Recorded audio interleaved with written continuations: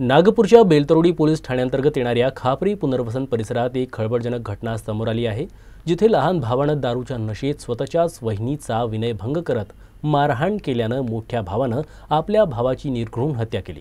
हत्येनंतर आरोपीनं पोलीस ठाण्यात जाऊन आत्मसमर्पण केलं। नागपूरच्या बेलतरोडी पोलीस ठाण्याअंतर्गत खापरी पुनर्वसन परिसरात शुक्रवारी रात्री हत्येची ही घटना घडली। मृतकाचं नाव वैभव जुंबळे असून आरोपी त्याचा सख्खा मोठा भाऊ हरीश जुंबळे आहे।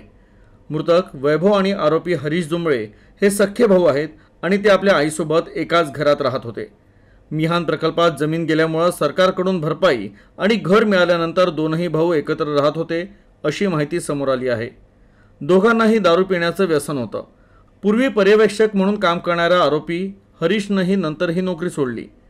हरीश विवाहित आहे आणि त्याला 2 मुलं आहे। हरीशची पत्नी लोकांच्या घरात घरकाम करते।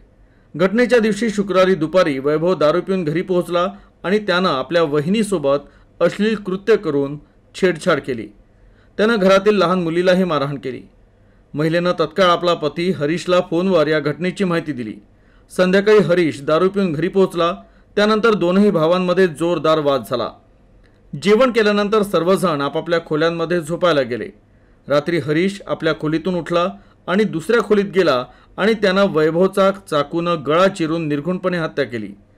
हत्या केल्यानंतर मद्यधुंद अवस्थेत असलेल्या हरीशनं थेट पोलीस ठाण्यात जाऊन हत्येची कबुली दिली। घटनेची माहिती मिळताच बेलतरोडी पोलीस तत्काळ घटनास्थळी पोहोचले। त्यांनी पंचनामा करून मृतदेह शवविच्छेदनासाठी रुग्णालयात पाठवला। पोलिसांनी आरोपी हरीशला अटक केली आहे आणि या प्रकरणाचा अधिक तपास सुरू आहे। मात्र या घटनेमुळे खापरी पुनर्वसन परिसरात भीतीचं वातावरण निर्माण झालं आहे।